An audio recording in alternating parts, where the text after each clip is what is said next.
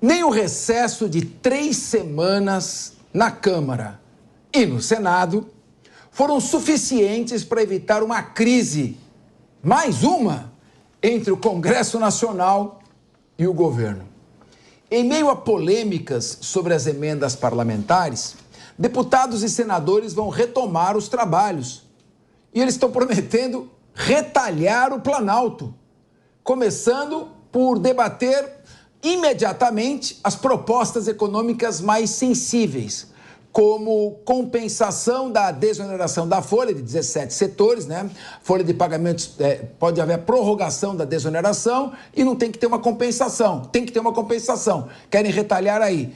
Dívida dos estados, estão com o pires na mão. E a reforma tributária. Apesar de não haver um consenso em torno das propostas parlamentares da oposição, a oposição está querendo aproveitar esse momento, porque não tem consenso. Então a oposição quer aproveitar o momento para enfraquecer o governo e quer impor uma série de derrotas ao governo. Meu querido Diego Tavares, há algum problema na condução política desse governo? Porque você vai gastando 50 bilhões de reais para emendas parlamentares. Então os deputados recebem emenda parlamentar aí a rodo.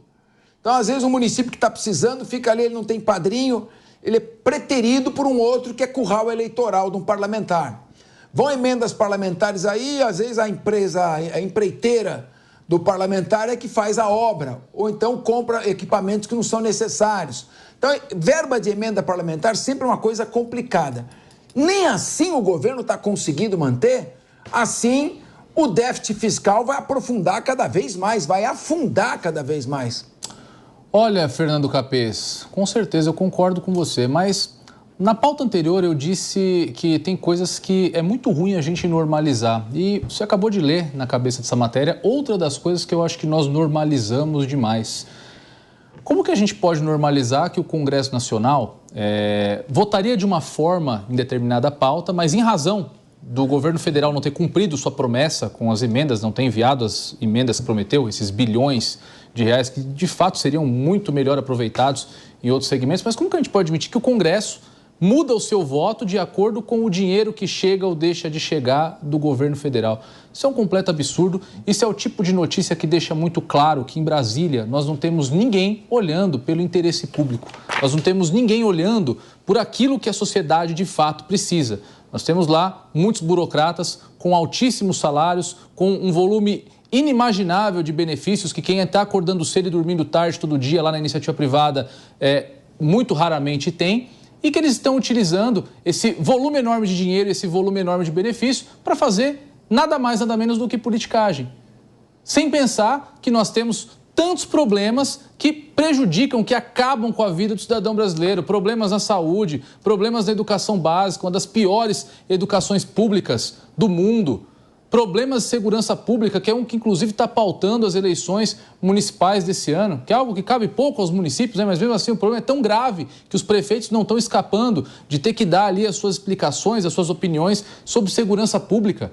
Então, é uma notícia muito triste saber que esse é o tipo de interesse que baliza a atuação do nosso Congresso Nacional. Não vou nem entrar no mérito das pautas que serão debatidas ou deixarão de ser debatidas. De fato, eu tenho inúmeras discordâncias com a agenda, o pouco que existe de agenda desse governo federal, mas fica aqui, enfim, a minha censura ao Congresso nesse sentido, que deveria aproveitar o segundo semestre agora para pautar temas que, de fato, têm o condão de mudar a vida do brasileiro e não está aproveitando tudo isso que eu coloquei aqui para fazer política. E também, a despeito de tudo isso, eu tenho pouca fé de que muita coisa aconteça no Congresso nesse segundo semestre.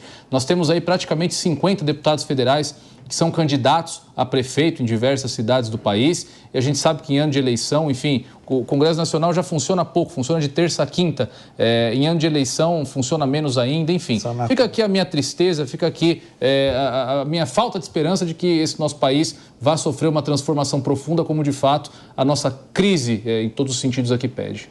Meu querido Guilherme Mendes, o governo é fraco ou o Congresso é guloso? O Congresso é chantagista, tem uma terceira possibilidade? Capês, é o popular apagar fogo com gasolina, não é? Se, por um lado, hoje a sociedade cobra por um equilíbrio nas contas públicas, quando o Congresso vem e começa a adentrar pautas econômicas, chantageando com desoneração, chantageando com alongamento de pagamento de dívida de estados, ou seja, todas as receitas previstas dentro do Ministério da Fazenda e dentro do orçamento, ele coloca o governo numa posição ainda mais precária. É bem verdade que esse movimento também não é novo, não é? A gente vale lembrar, num passado recente, o que aconteceu em 2016 com as pautas bombas, lembra? É engraçado que parte da sociedade aplaudia. O Congresso vinha, desoneração fiscal, isenção, revogação de tributos, enfim, fizeram de tudo para desestabilizar o governo e, de fato, conseguiram a ponto de se chegar ao impedimento da ex-presidente Dilma Rousseff. Não acho que hoje a situação esteja tão grave quanto foi em 2016, mas o simples fato de se ameaçar o governo, e veja, quem está sendo ameaçado não é o governo, o presidente Lula, ou tão só o Palácio do Planalto, é a sociedade brasileira. O Diego foi muito feliz quando disse, olha, não há a mínima correlação lógica e ideológica. Eu voto de uma maneira se chegar o dinheiro. Se o dinheiro não chegar, eu voto de outra. Onde é que nós estamos? Aonde é que nós estamos? Querendo ou não, concordando ou não, o governo foi eleito com uma pauta, tem os seus programas, tem os seus defeitos, tem as suas qualidades, como todo e qualquer agente público. No entanto, boicote, chantagem não faz parte ou não deveria fazer parte do bom jogo político. Como o Diego aqui bem colocou, o Congresso, o Parlamento é um local para debates, é um local para exposição de ideias, é um local para negociação lícita, negociação com base em ideais, negociação com base no respeito à voz do seu eleitorado, não negociação tendo em vista apenas a sua emenda parlamentar, o seu cargo que não foi cumprido num determinado local, uma indicação política. Isso é sim muito sério, é importante, nós estamos aí. E essa lógica também, né, Diego, você me permite aí complementar, também acontece muito nos municípios Brasil afora, não é uma questão só do Legislativo Federal.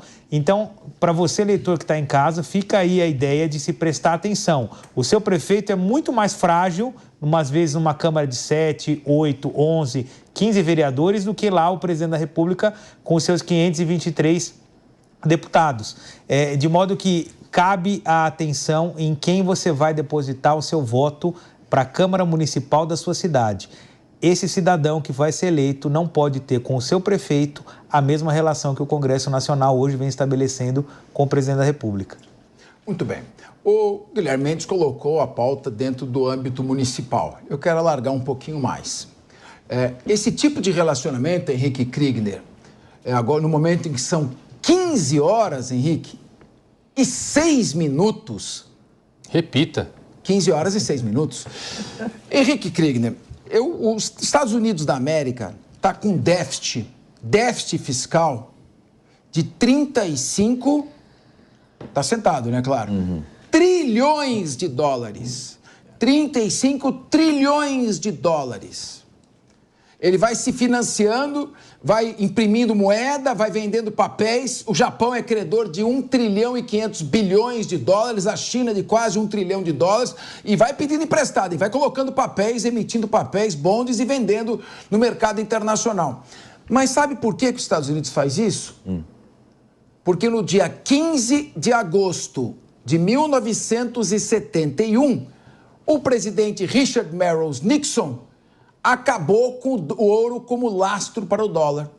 Os Estados Unidos pode imprimir dólar, mesmo que não tenha a mesma quantidade equivalente em ouro, não tem mais esse lastro. O lastro do dólar, sabe qual é? Acredite na moeda. E ele vai se refinanciando. Como é que ele se refinancia? Ele fez um acordo em 74 com a Arábia Saudita e o petróleo é comprado em dólar. Então ele inunda o mundo de dólar e ele praticamente solidariza a sua dívida pública. Agora acho que a casa vai cair porque os BRICS estão começando a negociar e a Arábia Saudita também sem usar o dólar. A pergunta que eu faço a você, nesse ritmo, o Brasil aprofundando o déficit fiscal cada vez mais, como é que ele vai fazer para refinanciar a dívida? Ele vai obrigar o mundo a comprar em real? Queria te ouvir.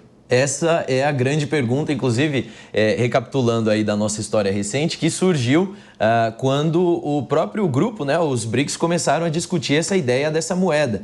E a China deu o seu peso preponderante ali dizer que não deveria ser uma moeda dos BRICS, mas deveria ser o próprio yuan chinês, né? Então, trazendo aí para essa discussão no cenário internacional. É muito sério, e eu quero concordar aqui com o que o Diego trouxe e também o Guilherme reforçou, o relacionamento do Congresso nisso tudo. Nós estamos falando de um Congresso Nacional que tem sido resistente a ter mais transparência nos gastos das emendas. Nós estamos falando desse relacionamento de pressão que, independente do partido que ocupa a presidência da República, isso você acaba gerando um conflito que é o resultado e é o cidadão que é prejudicado. Semana passada a gente viu a questão das emendas PIX, né, que ainda estão na polêmica aí dessa semana, e a falta na transparência que você tem na aplicação, inclusive, e realização das obras públicas nesse sentido. Então, nós precisamos considerar isso como um assunto urgente. Não só endossar ou mesmo apoiar ou acompanhar o Congresso Nacional quando ele vem defender pautas que são caras ao cidadão, mas quando a gente percebe que o Congresso está falhando justamente em manter esse país de pé, é aí que nós temos a maior ameaça ao nosso próprio país e também o funcionamento das coisas por aqui. Nós estamos com essa ameaça na área da segurança, nós estamos com uma ameaça grande chegando na área da economia, com essa crise prevista para a segunda metade do governo Lula, e nós não estamos tendo nenhuma medida eficaz sendo tomada com a devida urgência. Isso é preocupante, Capês. Agora, o Henrique, você falou a emenda PIX. A emenda PIX é aquela que o parlamentar faz a emenda e não precisa dizer para onde vai para o caixa comum da prefeitura e aí ele gasta como quiser. E aí ninguém fica sabendo se ele mandou carimbado para aquela obra. Pode fazer um acordo entre ele e o prefeito, né? Como você bem colocou na questão dos Estados Unidos, você confia, né? Então, confia que o dinheiro está sendo bem utilizado, confia que está sendo certinho, confia que está tudo dentro dos conformes. É isso aí. E o déficit fiscal, repito, é perigosíssimo para o Brasil no momento de crise econômica mundial, agravada pela guerra do Oriente Médio, pela guerra da Ucrânia e por um possível e provável conflito no sudeste da Ásia envolvendo China e Taiwan. E a guerra do Oriente Médio, que pode ser uma guerra muito maior do que apenas envolvendo Israel e os proxies do Irã.